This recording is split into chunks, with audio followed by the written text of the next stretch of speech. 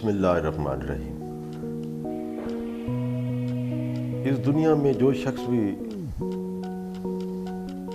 آتا ہے اس کی ایک اپنی زندگی کی سٹوری اور ایک کردار جو مسلم ہوتا ہے اور ہر کہانی کا حصہ ہوتا ہے۔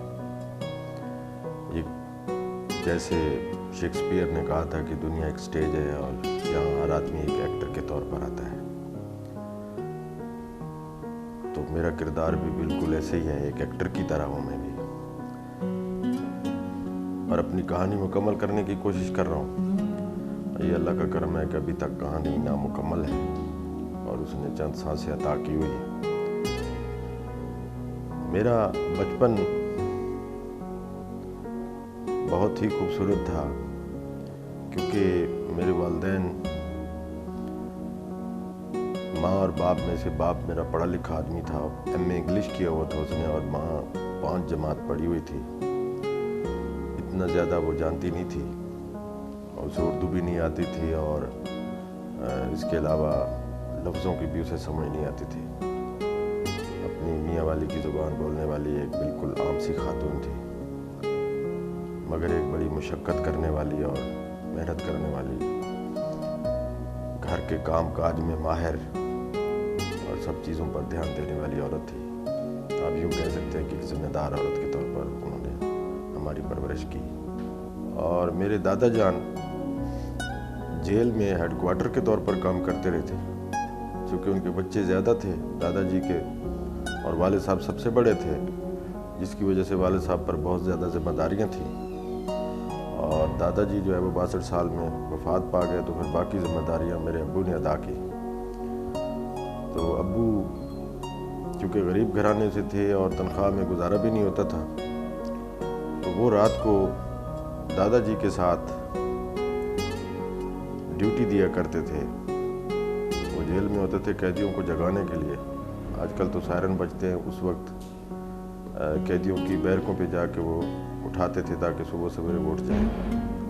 تو والد محترم ساتھ ساتھ پڑھتے بھی تھے، انہیں شوق بھی تھا، اور وہ ہمیں قصہ سناتے ہیں کہ ایک ہی میرے پاس وردی ہوتی تھی جو جس میں کالج جاتا تھا، اسے ہی دھو کر دوبارہ پہن لیا کرتا تھا۔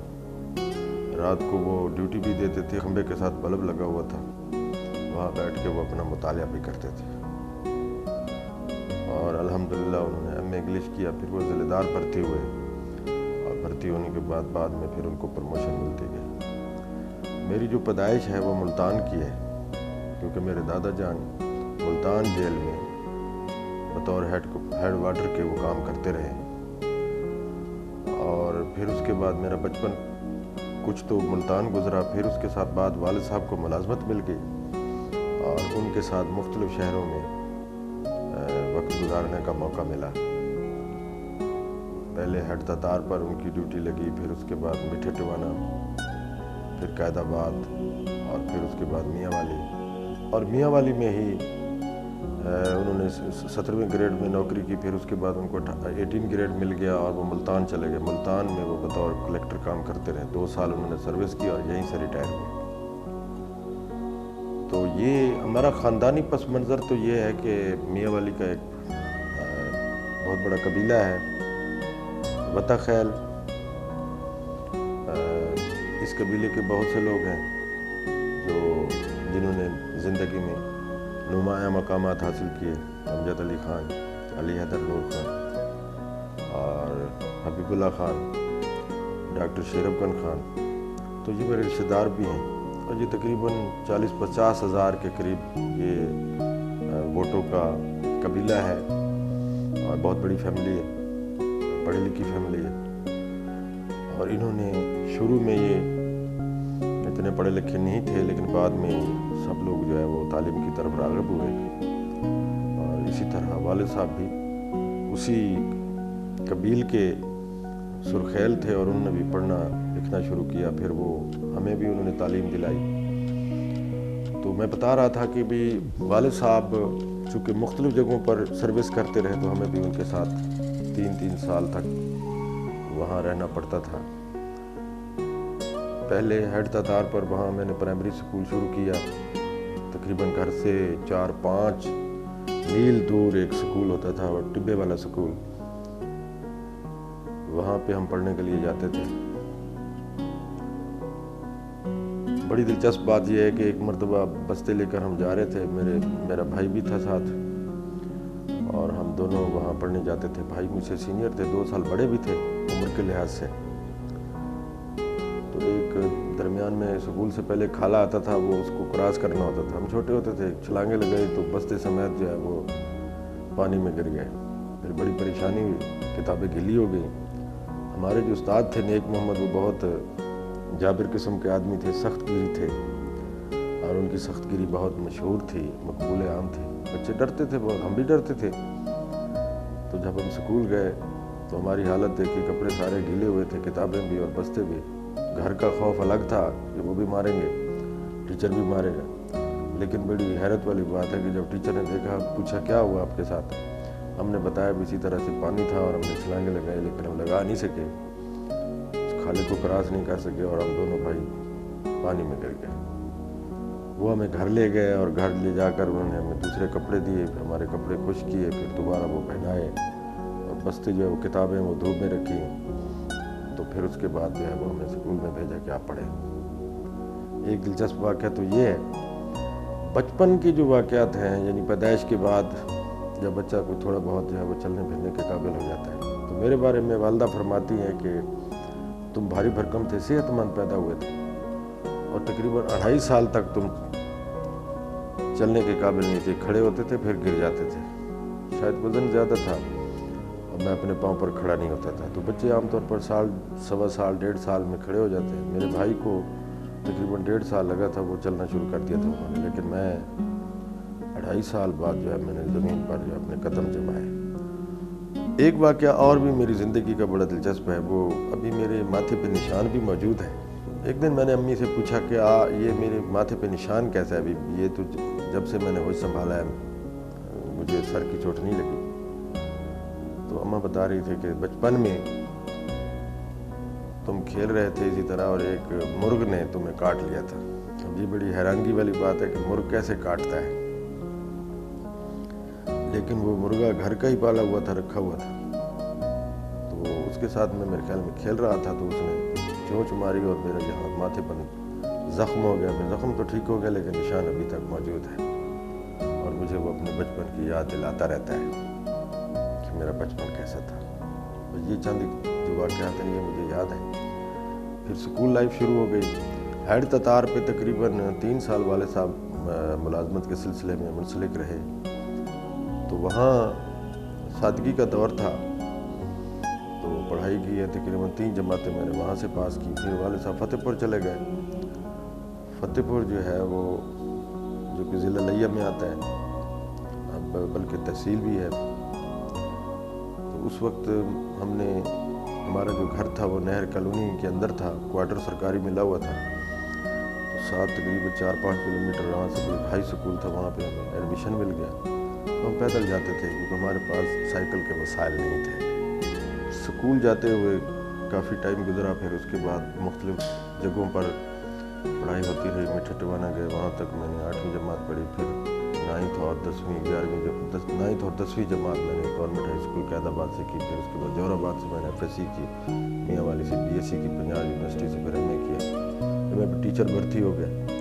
جب میں ٹیچر بھرتی ہوا تو کالج کے زمانے میں میں 3rd ایئر میں تھا یا 4th ایئر میں تھا، تو مجھے ایک دوست تھے کندیا کے افتخار ہاشمی صاحب، تو مجھے شاعری کا شوق تھا، تو کالج کے جو پروگرام ہوتے تھے تقاریب ان میں شامل ہوتا تھا، اور وہ غزلیں وغیرہ اپنی ٹوٹی پھوٹی سناتا رہتا تھا۔ مجھے بچپن سے شوق تھا میوزک کا بھی اور ساتھ ساتھ شاعری کا بھی۔ شعر مجھے زبانی یاد ہوتے تھے، لیکن میں شعر کہہ نہیں سکتا تھا۔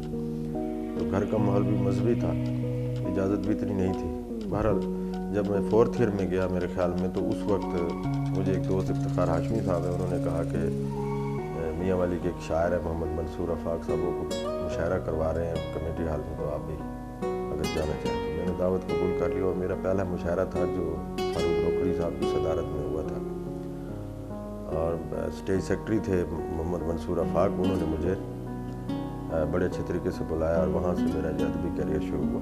پھر میاں والی میں جب انجم جعفری صاحب، سرر صبائی صاحب، یہ دوست تھے، یہ ایک اردو گروپ تھا، اردو زبان کے حامی تھے، تو دوسری سائڈ پر جو ہے پروفیسر منور علی ملک صاحب، سلیم صاحب اور شور آفاق صاحب، افضل عاجز صاحب، نذیر یاد صاحب، سلیم شہزاد صاحب، یہ سارے، تنویر حسین ملک صاحب، یہ سارے دوست، ان کا ایک اپنا گروپ تھا، ان میں سے کچھ لوگ اردو بھی کہتے تھے اور سرائکی بھی.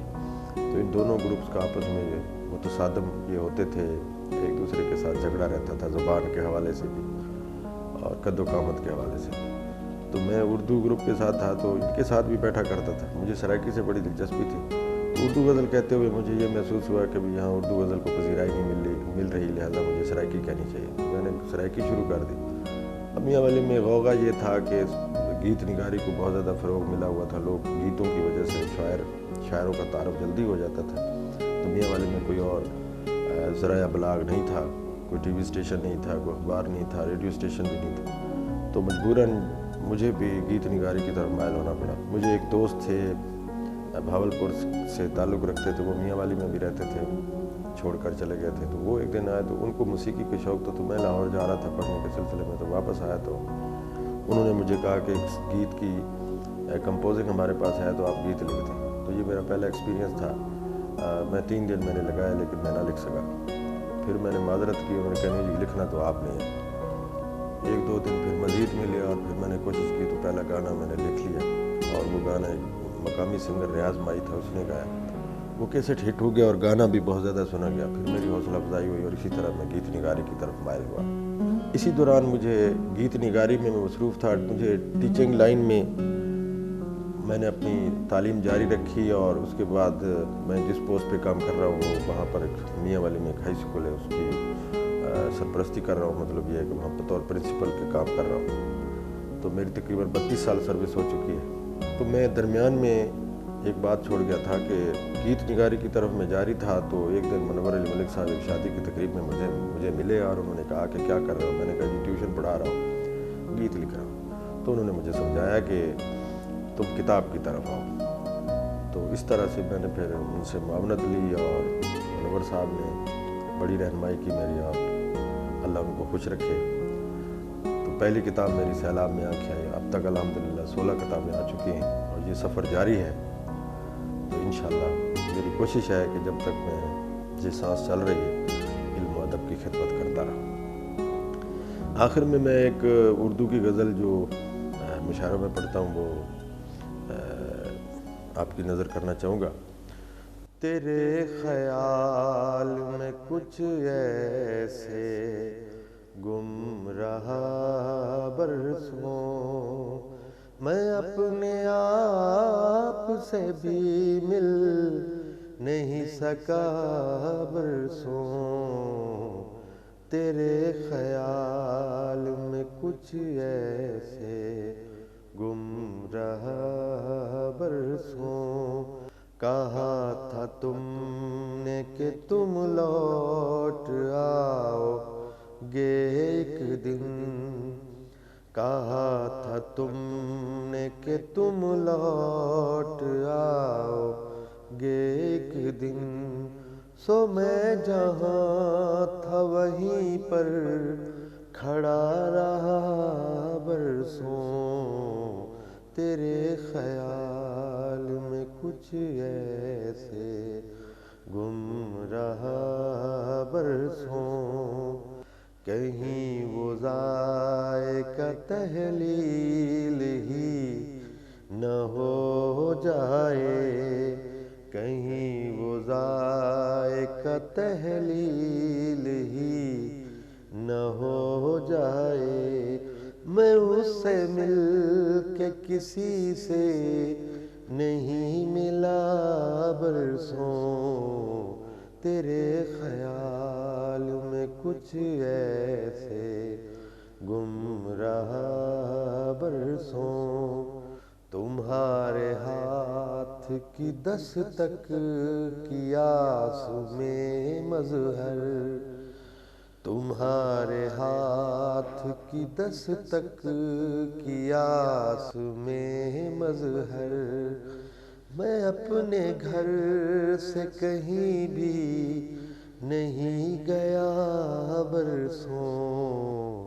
تیرے خیال میں کچھ ایسے گم رہا برسوں، میں اپنے آپ سے بھی مل نہیں سکا برسوں، تیرے خیال میں کچھ ایسے گم رہا برسوں۔